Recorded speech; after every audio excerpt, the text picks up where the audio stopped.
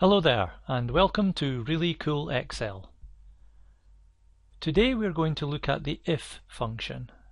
If is really useful because it analyzes numeric data, then gives us the result in text. The formal description of if reads like this. It checks whether a condition is met and returns one value if true and another value if false. Now, that might sound like complete gobbledygook, but in plain English it just means something like, if x is greater than y, give one result, but if x is not greater than y, give a different result. Here's an example. A2 contains a figure that represents our company's actual turnover for the year. B2 is the target turnover figure. And in C2, we want to see a text statement that tells us whether actual turnover in A2 exceeds the target in B2. From the figures you can see actual does exceed the target, so let's see how we use if to confirm it. As always, start by clicking the result cell C2. Then click the Insert function button here. We've used this dialog box in earlier lessons. The Select a Category field will probably say Most Recently Used, and, unless you've been using lots of other functions, if will probably be on this list. If it is, click it. If it's not, use the drop-down to change the category to Logical. If will be on this list. Either way, when you click If, the description of the function is here. I mentioned it a minute ago. Now click OK to accept. I'll just point out that as we complete the fields in this dialog box, Excel will build the formula for us in the cell here and in the formula bar here. At the moment it just says equals if open bracket close bracket. Everything we do from now on will end up between the two brackets. First, we need to specify the logical test. In this case, that's if A2 is greater than B2. You can either type in the cell references or click on the cells. Now we need to input a value if this test turns out to be true. So, click on the value if true field and type success.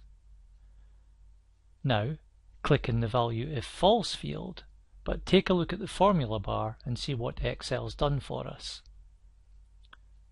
First, Excel has placed a comma in between the first two parameters, or elements, of the formula.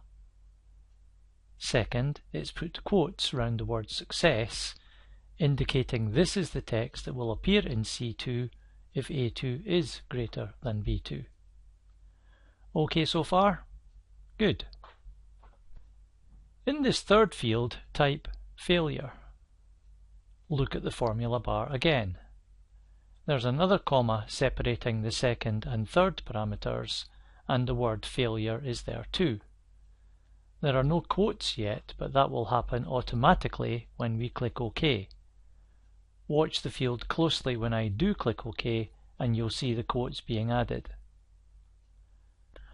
So just to review, the if function now reads in plain English, if A2 is greater than B2, put success in C2, otherwise put failure.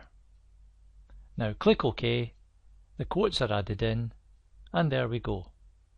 Success in more ways than one. As with all functions, until you get used to them, I would always recommend testing to make sure it's working properly. To prove it, I'll change the turnover figure in A2 to something lower than B2. 80,000, and the result changes to failure, which is what it should be. So now it's tested OK, let's move on. Here's another example. Same principle as before, we're comparing the production figures with the target and reporting success or failure. Here are the steps. Click on the result cell, Insert function, Change to Most Recently Used, and if will be at the top of the list. Click OK. If B2 is greater than C2, report success. Otherwise, report failure. Click OK. Success is reported. That's correct. Test it to check it's working. 3000 in here. Now failure is reported. Undo with Ctrl and Z to put the original figure back in. And now we can replicate the formula down the remaining cells in column D. Hover the mouse here, black cross, and double-click to autofill. Incidentally, if you haven't seen the autofill function before, check out the really cool Excel video called Autofill. You'll find it on the website. Just take a minute to quickly site check the results and you'll see they are all correct. Now at this point I have to admit there's a slight flaw in the logic of these results, because normally if production achieved the target figure, that would constitute success. If I put 4000 in here, because B2 is not greater than C2, failure is reported. So to fix this, I'll edit the formula to say if B2 is greater than or equal to C2. Now we have a more appropriate result. To recap, the popular options available to you here are greater than or equal to, less than, and less than or equal to. Here's one final example. All the ifs we've created so far have compared one cell against another, but here's a different way to use if. In this example we have several sales agents with their sales achieved figures in column B. All the agents have the same target, 40, so we don't need a target column. We can put the target figure in the if formula. I'll click on C2, you read the formula bar.